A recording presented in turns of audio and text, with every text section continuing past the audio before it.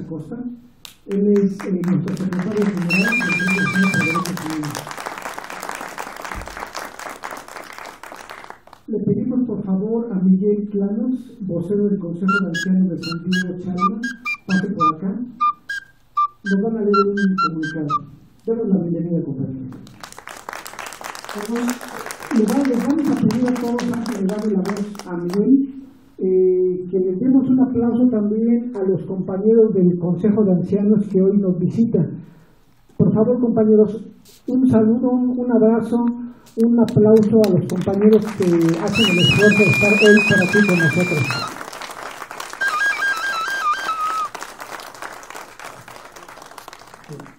Buenas tardes, compañeros.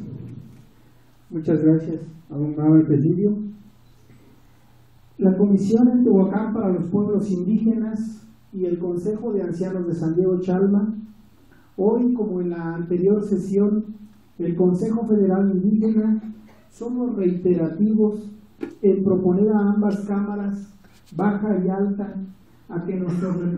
respetuosos representantes, senadores y diputados federales, basándonos en los derechos humanos y en las libertades fundamentales de los pueblos indígenas,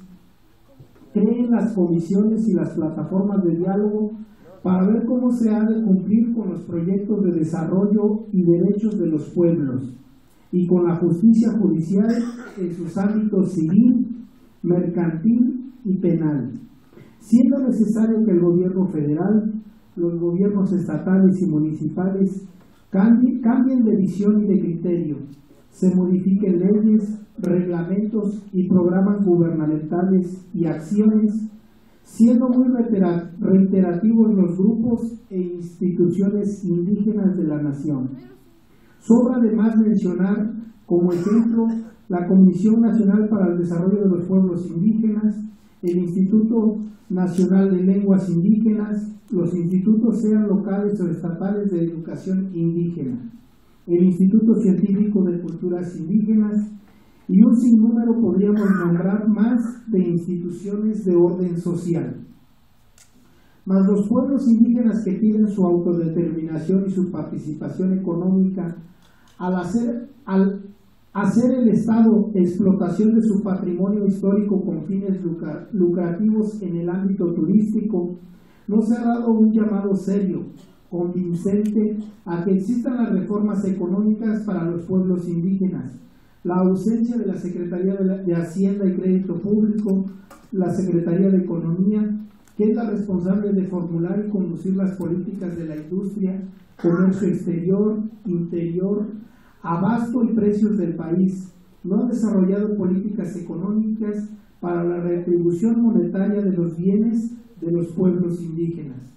En México nos hemos preocupado por una política de desarrollo social político y hemos omitido, por contubernio de los gobiernos, la política económica de los bienes indígenas.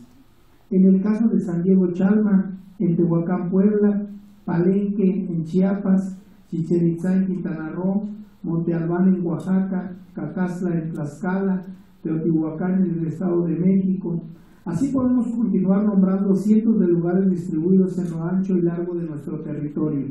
en donde la explotación de los recursos del patrimonio histórico no son para los indígenas, por lo que nos podríamos atrever a señalar que el Estado mexicano, a través del Instituto Nacional de Antropología e Historia, continúan con el saqueo y la explotación clasista contra los pueblos indígenas. Las zonas de las ruinas arqueológicas, en los centros ceremoniales, en su rescate, el mencionado instituto se tarda años en el rescate de la zona, ya que hacen a un lado a los pobladores, no se les capacita y se les invita a que participen con jornadas de trabajo para la limpieza y el rescate de la zona. El caso patente de la mala administración participativa del pueblo con el instituto es el caso de la MESA en San Diego, Chalma, donde la antropóloga Noemí Castillo ha trabajado sola en el rescate de la zona por más de 20 años, sin apoyo humano mayor, negando la capacitación a los pobladores para que contribuyan con la mano de obra en el rescate del patrimonio histórico del que somos dueños. Es a lo anterior donde debe de intervenir del sector económico del gobierno federal para redirigir sus líneas y ser participativo con los indígenas, que únicamente miran como los institutos gastan solo en ellos el dinero y luego las dependencias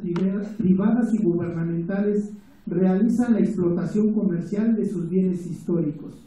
Por lo que el Consejo Federal Indígena somos reiterativos en que las licitaciones para la explotación de los recursos naturales en las tierras y territorios indígenas seamos preferentemente prioritarios en que tengamos las concesiones, los recursos financieros del gran capital o mediano capital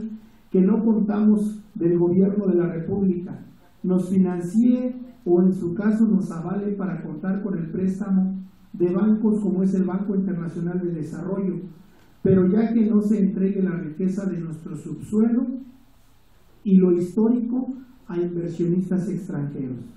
Para ejercer el derecho al desarrollo de los pueblos indígenas despojados de zonas arqueológicas, es menester y obligación del Estado el justo desenvolvimiento de los individuos, las familias y los pueblos. Por ello, a sabiendas de que para el gobierno este tipo de servicio social es una industria improductiva, como se dice en el argot administrativo, son dependencias parásitas que no dan ganancias. Conscientes de ello y a sabiendas del alto costo para su mantenimiento, conservación y explotación, requerimos prioridad en la explotación económica de las zonas.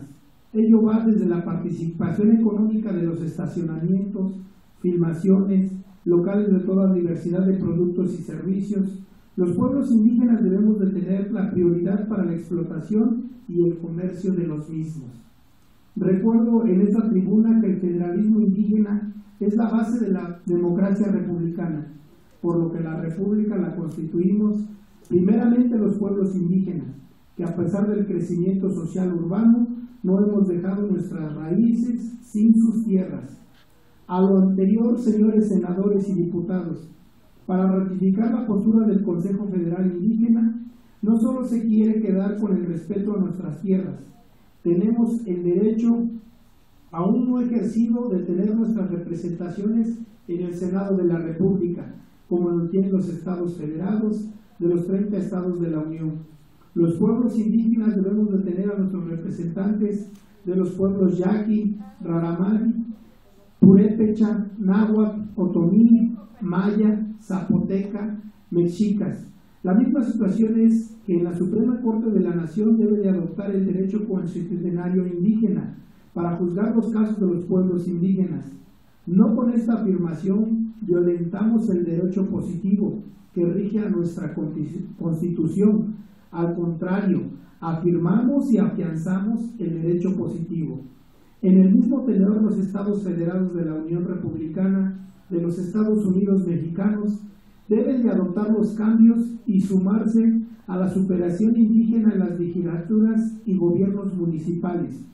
Es necesario por conocer los pensamientos y las necesidades de los pueblos autóctonos que existan en los mandos y conducciones sociales, diputados locales, presidentes municipales y regidores, ya que por desgracia histórica, muchos de los cacicazgos en los pueblos indígenas provienen en la actualidad de mestizos y criollos de la colonia, por no mencionar el menoscabo de españoles.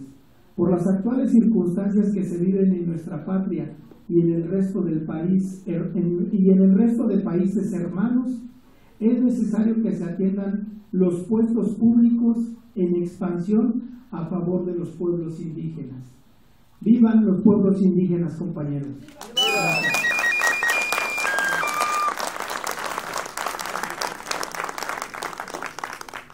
Muchas gracias, Miguel. Compañeros,